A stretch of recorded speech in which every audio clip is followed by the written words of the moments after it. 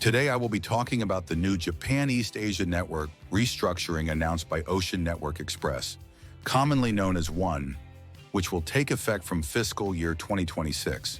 The most important points in this announcement are, first, that ONE will end direct calls from Japan on its Europe services and fully shift to transshipment via Busan, and second, that as an alternative, the company will launch new twice-weekly Busan shuttle services.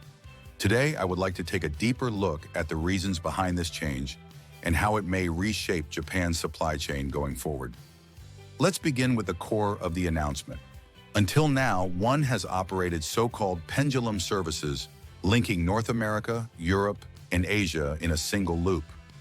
From fiscal 2026, however, this structure will be dismantled.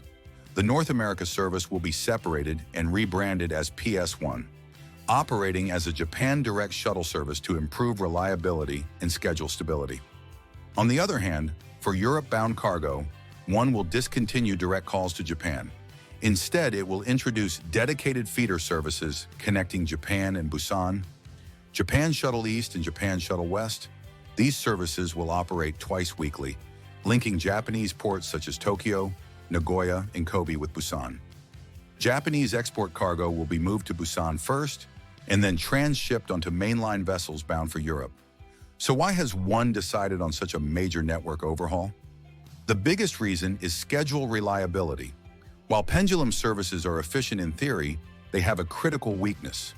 When disruptions occur in Europe, such as port strikes, congestion, or more recently, diversions around the Cape of Good Hope due to instability in the Red Sea, delays cascade through the entire loop.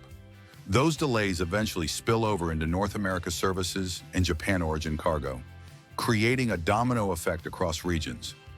Across the industry, improving schedule reliability has become a top priority for all alliances.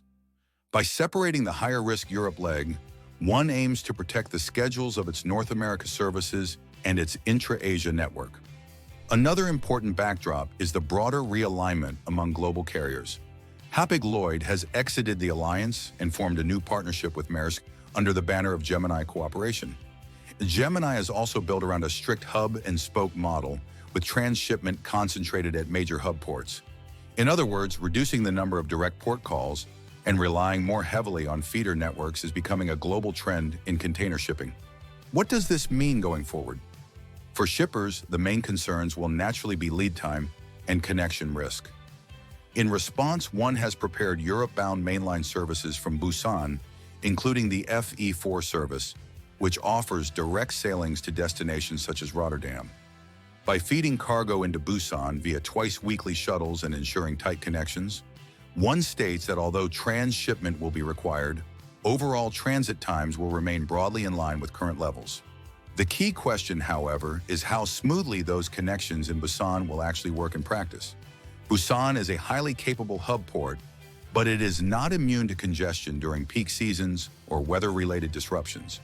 While the twice-weekly shuttle structure helps spread risk, the true test will come once operations begin and real-world schedules are put to the test. There is also some positive news within this restructuring.